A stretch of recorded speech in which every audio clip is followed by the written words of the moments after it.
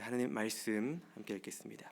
마태복음 26장 36절에서 46절입니다. 마태복음 26장 36절에서 46절 말씀입니다. 우리 함께 교독하겠습니다. 이에 예수께서 제자들과 함께 겟셋마네라 하는 곳에 이르러 제자들에게 이르시되 내가 저기 가서 기도할 동안에 너희는 여기 앉아 있으라 하시고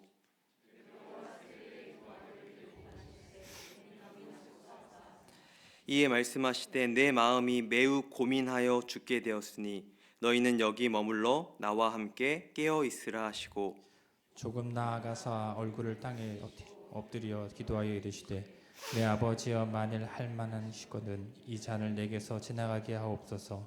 그러나 나의 원대로 마시옵고 아버지의 원대로 하옵소서 하시고 제자들에게 오사 그 자는 것을 보시고 베드로에게 말씀하시되 너희가 나와 함께 1시간도 이렇게 깨어 있을 수 없더냐. 시험에 들지 않게 깨어 기도하라. 마음에는 원이로되 육신이 약하도다 하시고 다시 두 번째 나아가 기도하여 이르시되 내 아버지여 만일 내가 마시지 않고는 이 잔이 내게서 지나갈 수 없거든 아버지의 원대로 되기를 원하나이다 하시고 다시 오사 보신즉 그들이 자니 이는 그들의 눈이 피곤함일러라.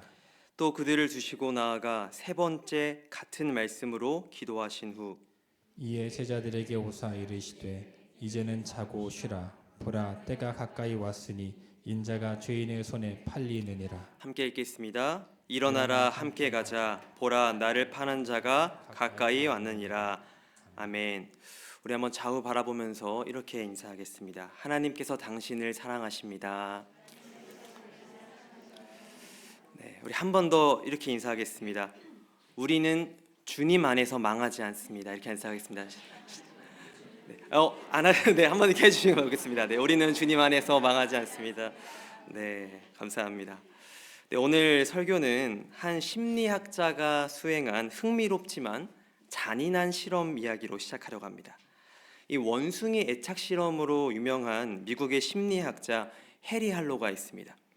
해리 할로는 원숭이로 여러 실험을 진행했는데 그 중에 절망의 구덩이라는 잔인한 실험을 진행한 적이 있습니다. 이 정성훈 작가가 쓴 사람을 움직이는 100가지 심리 법칙이라는 책에서 이를 자세히 설명해 주는데요. 인용하여 설명하겠습니다. 이 절망의 구덩이란 심리적 고문 상자로 이 윗면만 빼고 사방이 막힌 스테인리스 강으로 만들어진 직육면체 실험 상자입니다. 그런데 특이한 것은 피라미드를 거꾸로 놓은 것처럼 위는 넓고 아래는 좁게 제작되었다는 것입니다. 여기에 원숭이를 넣었습니다. 그러면 빛이 들어오는 위쪽으로 어떻게든지 원숭이가 기어오르려고 발버둥을 칩니다. 그러나 미끄러운 스테인리스 표면이 경사져 있기 때문에 아무리 발가락에 힘을 주고 올라가려고 해도 주르르 미끄러져서 내려와서 바닥으로 떨어지게 되어 있습니다. 그래서 절망의 구덩이라는 이름이 붙여진 것입니다. 할로와 그의 연구팀들은 원숭이를 이 상자에 가두어 두었을 때 어떤 행동을 보이는지 관찰했습니다. 며칠 지나지 않아서 원숭이들은 올라가려는 모든 노력을 포기했고 꼼짝도 하지 않았다고 합니다. 끝까지 포기하지 않는 원숭이는 찾아볼 수가 없었고 이런 시간을 보낸 원숭이들은 상자에서 다시 꺼내 주어도 여전히 우리 구석에 웅크려 시름시름 앓다가 죽어갔다고 합니다. 원숭이들이 절망의 구덩이에 빠져버린 것입니다. 저는 이 연구 결과를 살펴보면서 절망이 무엇인가 생각해 보게 됐습니다. 우리가 절망의 구덩이 실험을 통해서 깨달을 수 있는 절망의 정의는 어떤 노력으로도 어떤 방법으로도 내가 처한 환경을 변화시킬 수 없다는 생각에 포기하고 굴복한 상태입니다. 이런 생각이 사로잡히면 절망감에 휩싸여 무기력해지고 우울해지고 공허해지고 어떤 힘도 낼 수 없게 되는 것입니다. 이런 관점에서 오늘 본문을 보면 이와 유사하게 절망에 빠진 제자들을 목격할 수 있습니다.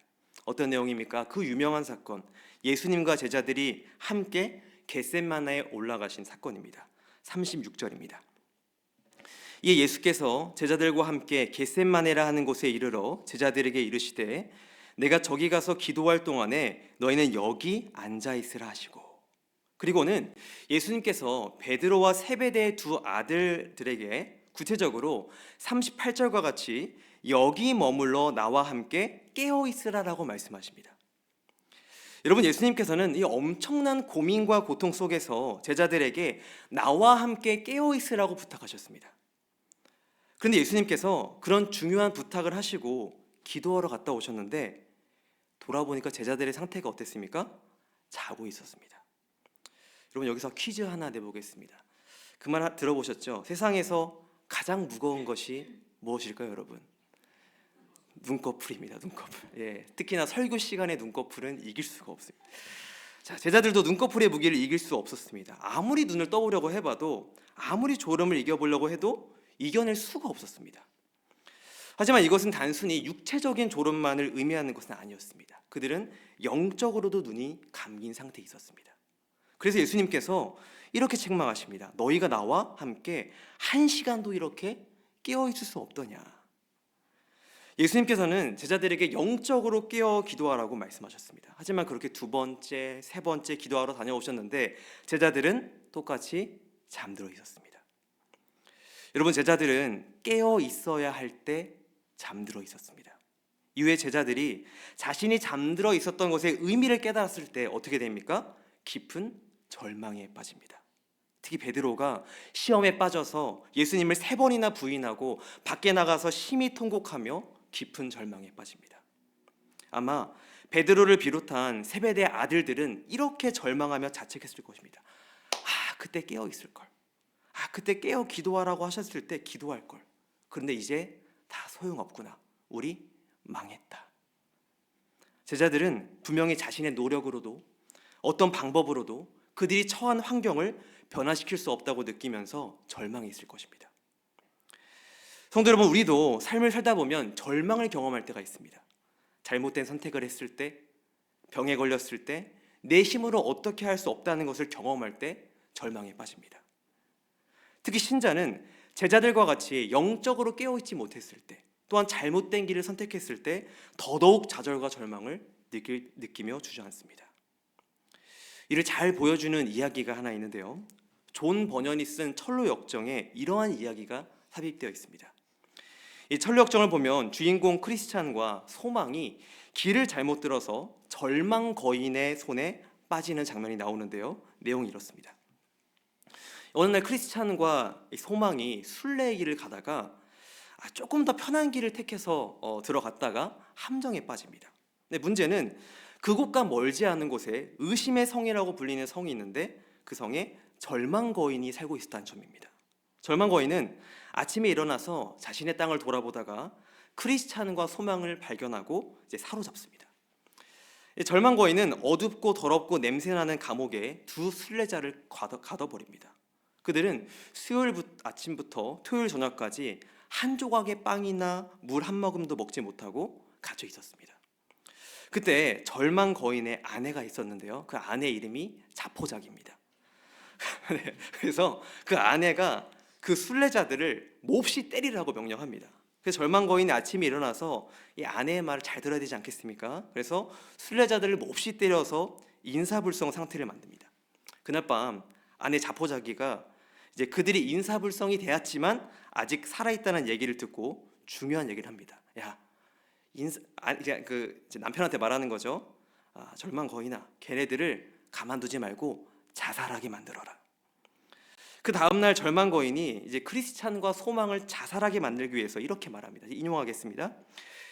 너희가 여기서 빠져나갈 길은 없으니 그 고통을 끝낼 수 있는 유일한 방법은 칼이나 밧줄이나 독약을 사용해 스스로 목숨을 끊는 것뿐이야. 너희는 살아있는 게 얼마나 고통스러운지 알면서도 왜 굳이 목숨을 부지하려고 하냐. 그래서 이 말을 들은 크리스찬은 실제로 목숨을 끊으려고 합니다. 무엇보다 크리스찬은 자책하면서 자신의 잘못으로 인해서 함정에 빠졌다고, 감옥에 갇혀서 이런 신세가 되었다고 한탄하면서 죽으려고 합니다. 저는 이 장면을 보면서 이런 생각이 들었습니다. 특히 절망 거인이 하는 말, 너희가 여기서 빠져나갈 길은 없어. 우린 이런 말에 깊은 영향을 받으며 참 자책과 절망을 많이 경험하면서 살아가는구나, 이런 생각이 들었습니다. 여러분, 실제로 우리는 살아가면서 영적 침체와 깊은 절망의 구덩이에 빠질 때가 많습니다. 이 제자들과 같이 깨어있으라는 주님의 말씀을 지키지 못해서 넘어졌을 때 좌절하며 절망합니다. 또한 철로 역정에 등장하는 크리스찬같이 주님께서 가지 말라고 한 길을 기어코 갔을 때 충격적인 일을 경험하며 죽음까지 생각하는 절망에 빠질 때도 있고, 또한 내가 해결할 수 없는 상황과 변화시킬 수 있는 없는 환경 가운데 절망감을 느낄 때도 있습니다. 문제는 우리가 그 절망에 빠져 있으면 그 어느 것도 그 무엇도 해결할 수 없다는 사실입니다.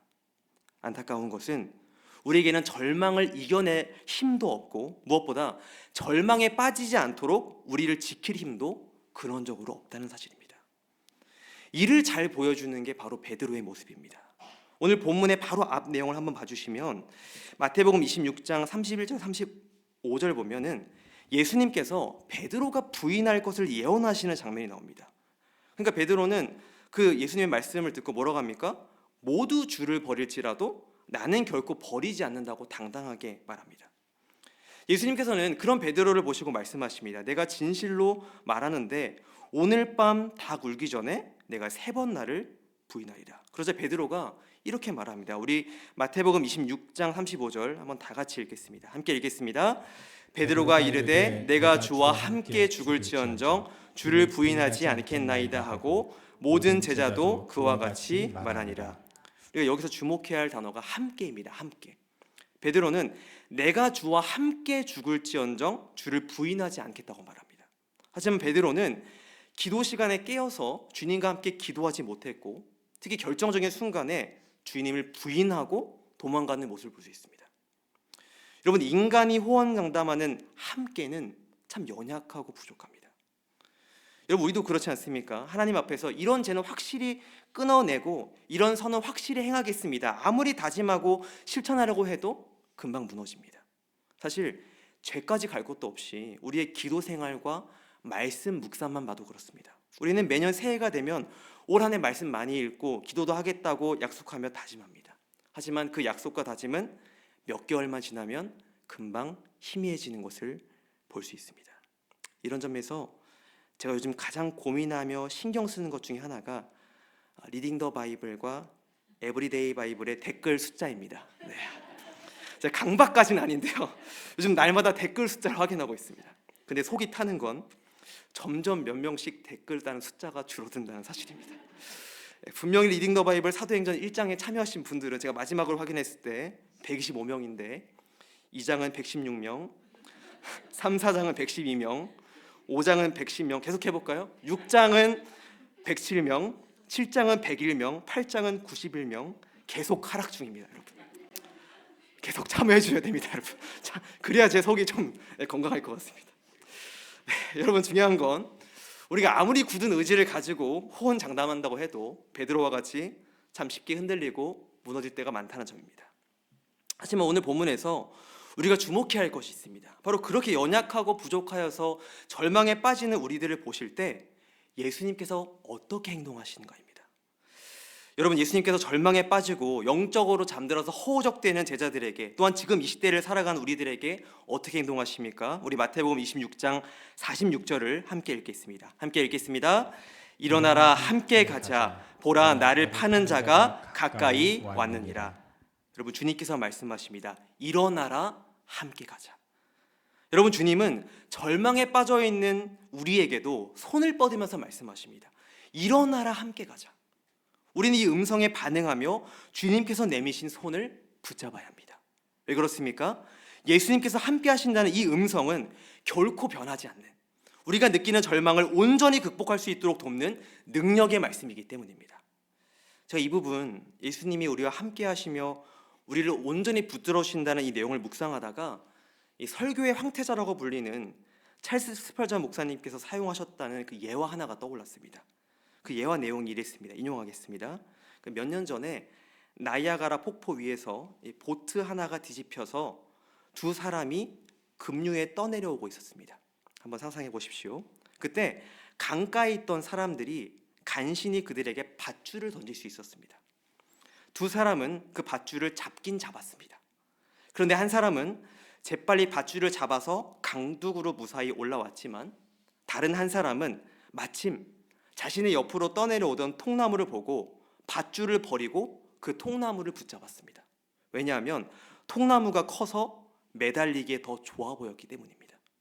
안타까운 건 그 사람이 붙잡은 통나무는 그와 함께 폭포 속으로 사라지고 말았습니다. 왜냐하면 통나무는 강변과 전혀 연결되어 있지 않았기 때문입니다. 통나무가 아무리 크다고 해도 그에게 아무런 도움이 되지 못한 것이었습니다.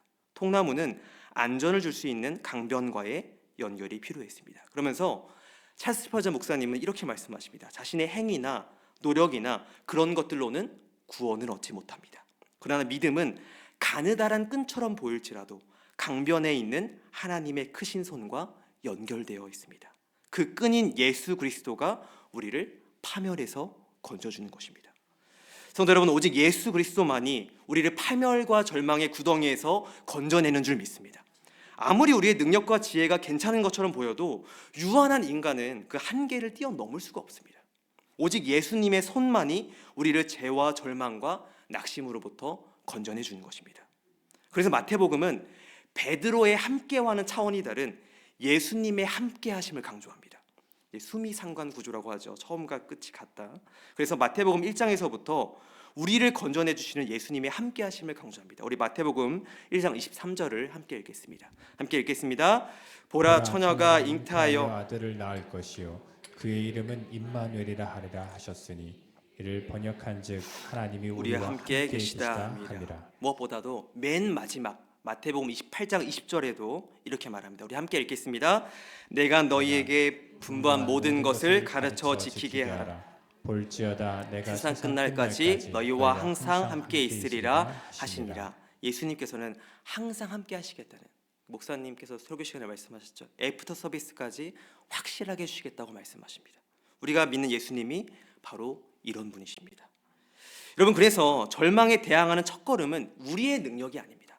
오직 일어나라, 함께 가자라고 말씀하시는 그 주님의 음성에 귀를 기울이고 그 손을 붙잡는 것입니다. 우리가 그 손을 붙잡기 위해서 오늘 해야 할 일이 하나 있습니다. 바로 기도의 손을 주님께 내밀어야 한다는 점입니다. 여러분, 기도는 은혜의 그릇이자 하나님의 은혜를 받는 손입니다. 그래서 예수님께서 우리에게 기도하라고 말씀하시는 것입니다. 왜냐하면 기도할 때만 일어나라, 함께 가자, 그 절망을 꿰뚫는 주님의 음성을 듣고 시험에 빠지지 않을 수 있기 때문입니다. 그래서 주님께서 직접적으로 이렇게 말씀하십니다. 우리 41절도 함께 읽어보겠습니다. 함께 읽겠습니다. 시험에 들지 않게 깨어 기도하라. 마음에는 원이로되 육신이 약하도다 하시고. 무엇보다 예수님께서는 주기도문에서도 이렇게 말씀하십니다. 뭐라고 말씀하십니까? 우리를 시험에 들게 하지 마시옵고 다만 악에서 구하시옵소서. 예수님께서는 잘 알고 계셨습니다. 아무리 예수님께서 우리를 보호해 주시고 절망에서 건져내 주시지만 우리가 기도하지 않으면 그 진실을 잊어버린다는 사실을 말입니다. 그래서 시험에 들지 않게 깨어 기도하라고 말씀하신 것입니다. 좀 전에 제가 철로 역정을 말씀드리면서 이 절망의 거인에게 잡힌 크리스찬과 소망에 대해서 말씀드렸습니다. 그런데 그 이야기는 크리스찬과 소망이 그 잡혀서 자살하였다라고 끝나지 않습니다. 크리스찬 옆에 있던 소망이 오히려 그 크리스찬에게 말합니다. 하나님께서 우리 삶에 어떻게 역사하셨는지를 생각해봐. 소망을 불어넣는 장면을 보여줍니다. 그런데 중요한 건 크리스찬의 마음에 절망이 아니라 소망이 조금씩 움트기 시작하는데도 상황이 전혀 달라지지 않는 겁니다. 책을 보면 이런 내용이 이어서 나옵니다. 절망 거인이 이제 토요일 아침이 밝아오니까 두 순례자 크리스찬과 소망을 데리고 성뜰에 있는 그 뼈와 해골들을 보여주면서 이제 위협합니다. 너희들 열흘 안에 죽게 될 거야. 그러면서 그들을 또 심하게 막 때립니다. 근데 놀라운 거는 그렇게 심하게 맞고 인사불성 상태가 됐는데 그날 밤이 되어서야 기도하기를 시작했다는 점입니다. 크리스찬과 소망은 그제서야 계속해서 밤새 기도하기 시작했습니다. 그 기도하는데 크리스찬이 기도 중에 갑자기 중요한 사실을 깨닫습니다. 그게 뭐냐면 자신의 가슴 속에 약속이라는 열쇠가 있다는 것을 깨닫게 됩니다. 그 약속의 열쇠는 이 절망 거인이 사는 의심성의 모든 문을 다 열 수 있는 그 열쇠인데 계속 가지고 있었는데 까맣게 잊어버리고 있었던 겁니다. 근데 그들이 기도했을 때 기도 중에 내가 이 약속이란 열쇠를 가지고 있구나 이 사실이 생각나서 그 열쇠를 꺼내서 그 감옥을 탈출하는 장면을 볼 수가 있습니다. 여러분, 우리는 하나님의 말씀과 이 철로역정 이야기 가운데서 중요한 사실을 알 수 있습니다. 그것은 바로 예수님께서 이미 우리와 함께 하시겠다고 약속하셨고 그 약속은 여전히 유효하다는 사실입니다. 그래서 제가 좋아하는 시편 23편 4절은 이렇게 말합니다. 우리 함께 읽겠습니다. 내가 사망의 음침한 골짜기로 다닐지라도 해를 두려워하지 않을 것은 주께서 나와 함께 하시니라. 주의 지팡이와 막대기가 나를 안위하시나이다. 내가 사망의 음침한 골짜기, 절망의 구덩이에 빠질지라도 주께서 나와 함께 하시며 지켜주신다고 말씀하십니다. 그리스도인이라고 절망의 구덩이에 안 빠지는 것이 아니라 그리스도인이 기도할 때 그 음침한 골짜기 안에서도 해를 두려워하지 않을 담대함과 용기를 가지게 되는 것입니다. 여러분, 그런데 이 약속을 어떻게 기억해내는 것입니까? 바로 기도입니다. 이것이 바로 예수님께서 우리에게 기도하라고 말씀하신 이유인 것입니다. 기도할 때만 비로소 하나님께서 우리에게 약속하신 보호와 합력하여 선을 이루시는 그 능력의 말씀들이 우리 마음속에서 생각나고 우리 마음과 생각을 지켜주는 것입니다. 하나님께서 저와 여러분을 이 수요예배로 부르신 이유는 합심하여 기도하면서 하나님의 약속을 다시금 꺼내게 하시기 위함인 줄 믿습니다. 우린 너무나 쉽게 망각합니다. 그렇게 주님께서 시험에 들지 않게 깨어 기도하라고 말씀하시는 것입니다. 여러분, 그러면 우리가 여기서 한 가지 중요하게 던져야 하는 질문이 있습니다. 그러면 예수님께서는 우리가 시험에 들지 않게 깨어 기도하라고 말씀하셨습니다. 그렇다면 반대로 예수님께서는 왜 겟세마네에서 제자들에게 기도를 부탁하시면서까지 왜 본인이 치열하게 기도하신 것일까요? 여러분, 예수님께서 왜 그렇게 치열하게 기도하셨을까요? 그것은 바로 십자가를 지심으로써 그 무한한 약속의 사랑을 우리에게 부어주시고 우리를 있는 모습 그대로 사랑하시기 위함입니다. 그 무한한 사랑, 이 놀라운 그리스도의 사랑을 잘 보여준 소책자가 하나 있는데요, IBP에서 나온 마스미 토요토미가 지은 참사랑은 그 어디에란 책입니다. 그 책을 보면 이 세상의 사랑에는 세 가지 종류가 있다고 말합니다. 첫 번째 사랑은 만약의 if 사랑입니다. 만약의 사랑. 그러니까 우리가 어떤 조건을 충족하면 얻게 되는 사랑을 말합니다. 예를 들면 이런 것이죠. 나한테 좋은 선물을 사주면 당신을 사랑해 줄게. 당신이 출세하고 성공하면 사랑해 줄게. 만약에 당신이 남편으로서의 역할을 잘 한다면 나도 아내로서의 역할을 잘 할게. 이게 바로 만약의 사랑, 조건을 충족하면 얻을 수 있는 조건적인 사랑입니다. 근데 두 번째 사랑은 때문에 사랑이 있다고 말합니다. because, 때문에 사랑. 이 사랑은 어떤 소유나 어떤 행동이 있기 때문에 받는 사랑을 말합니다. 그러니까 예를 들면 이런 것이죠. 당신이 너무나 아름답기 때문에 사랑합니다. 당신이 인기도 많고 돈도 많으니까 사랑합니다. 당신이 나한테 평안함도 주고 웃음을 주니까 사랑합니다. 하지만 이런 때문에 사랑은 불안합니다. 왜냐하면 때문에라는 이 조건은 영원히 유지되는 것이 아니고 변할 수 있기 때문입니다.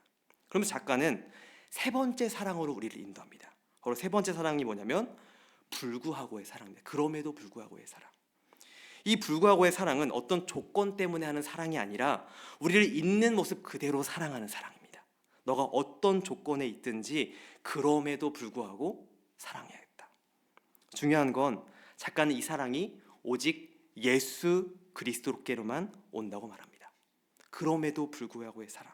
우리가 절망에 빠져 있든지 우리가 죄 가운데 뒹굴고 있든지 아주 못난 모습이어도 있는 모습 그대로 우리를 사랑하신다고 말씀하십니다. 여러분, 그 증거가 무엇입니까? 예수 그리스도의 십자가입니다. 여러분, 예수님께서는 우리가 아직 죄인 되었을 때에 우리를 위하여 죽으셨습니다. 예수님은 이 십자가를 위해서 겟세마네 동산에서 치열하게 기도하신 것이고 그 기도로 하나님 아버지의 뜻을 이루시며 우리에게 그 사랑을 부어주신 것입니다. 중요한 것은 그 사랑이 영원히 우리와 함께하며 그 사랑만이 우리를 절망의 구덩이에서 일으킬 수 있다는 사실입니다. 사랑하는 성도 여러분, 그 주님께서 말씀하십니다. 일어나라, 함께 가자. 그 절망의 자리에서 머물러 있지 말고 너에게 내밀고 있는 내 손을 기도로 움켜잡아 다시 일어서라고 말씀하십니다. 우리가 오늘 기도할 때 주님께서 우리의 손을 꼭 잡아주실 줄 믿습니다. 마지막으로 한 말씀만 드리고 기도할 텐데요. 저에 대한 얘기를 하는 것을 좀 양해해 주시기 바랍니다. 지난주 화요일 아침이었습니다. 아침에 집에서 교회로 출발하려고 하는데 이 뭔가 말로 표현할 수 없는 절망감이 저를 휩쓸었습니다. 저는 본래 어떻게 저를 보실지 모르겠지만 좀 제 자신한테 되게 엄격합니다. 되게 엄격하고 좀 완벽주의 성향이 있어가지고 무엇인가 틀어지고 잘 되지 않으면 저를 그렇게 막 채찍질하고 좀 좌절하고 절망이 휩싸일 때가 있습니다. 근데 그날 아침이 그랬습니다. 뭔가 하나님과의 관계에서 내 자신을 볼 때 뭔가 불만족스럽고 뭔가 이건 아니잖아는 이 생각이 들어서 자꾸만 이 절망감이 휩싸이는 겁니다. 그래서 제가 그런 감정이 들어서 주님께 뭔가 투정 아닌 투정을 했습니다. 이게 뭡니까 주님? 제 모습 왜 이럽니까?